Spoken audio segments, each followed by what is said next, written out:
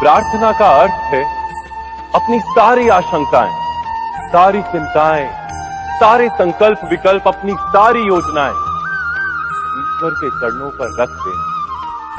अर्थात अपने कर्म का फल क्या होगा इसकी चिंता ना करके धर्म के अनुरूप कर्म करना। ईश्वर की योजना को अपनी नियति मानना, यही प्रार्थना है ना। किंतु ईश्वर की योजना को समझ पाना क्या संभव है?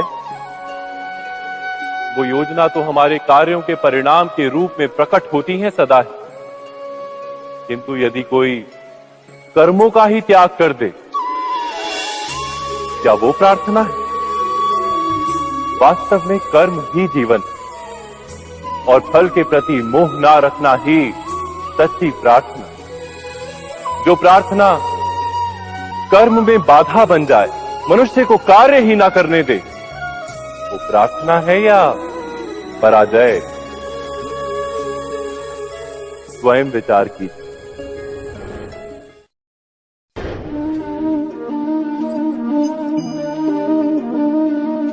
मनुष्य के जीवन का चालक है भय। मनुष्य सदा ही भय का कारण ढूंढ लेता है। जीवन में जिन मार्गों का हम चुनाव करते हैं, वो चुनाव भी हम भय के कारण ही लेते हैं। किंतु क्या ये भय वास्तविक होता है? विचार कीजिए।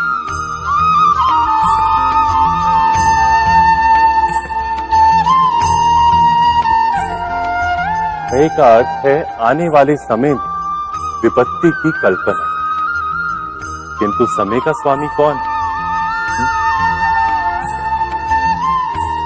ना तो हम समय के स्वामी हैं, ना हमारे शत्रु या प्रतिस्पर्धी। समय तो ईश्वर के अधीन चलता है। तो क्या यदि कोई आपको हानि पहुंचाने के लिए केवल योजना बनाता है, वो वास्तव में आपको हानि पहुंचा सकता है? नहीं। किंतु भय से भरा हुआ हृदय हमें अधिक हानि पहुंचाता है। क्या ये सत्य नहीं?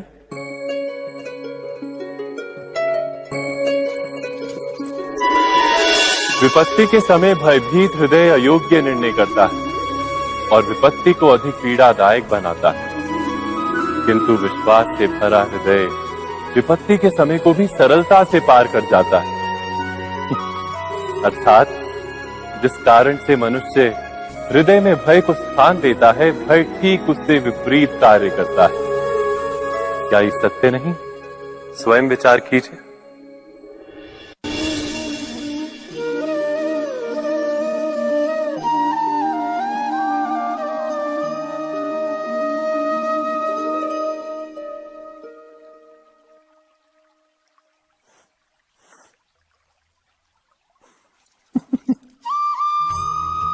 जीवन में आने वाले संघर्षों के लिए जब मनुष्य स्वयं को योग्य नहीं मानता, जब उसे अपने ही बल पर विश्वास नहीं रहता, तब वो सद्गुणों को त्याग कर दुर्गुणों को अपनाता है। वस्तुतः मनुष्य के जीवन में दुर्जनता जन्म ही तब लेती है जब उसके अंतर में आत्मविश्वास नहीं होता। आत्मविश्वास ही अच्छाई को धारण करता है। ये आत्मविश्वास है क्या?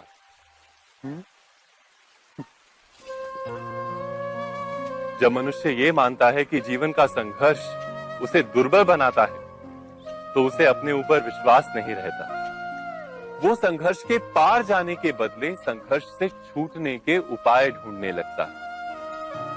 किंतु जब वो ये समझता है कि ये संघर्ष उसे अधिक शक्तिशाली बनाते हैं, ठीक जैसे व्यायाम करने से देह की शक्ति बढ़ती, तो प्रत्येक संघर्ष के साथ उसका उत्साह बढ़ता है।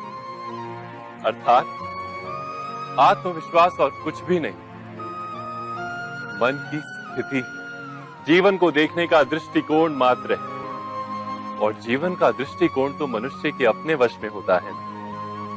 स्वयं विचार कीजिए।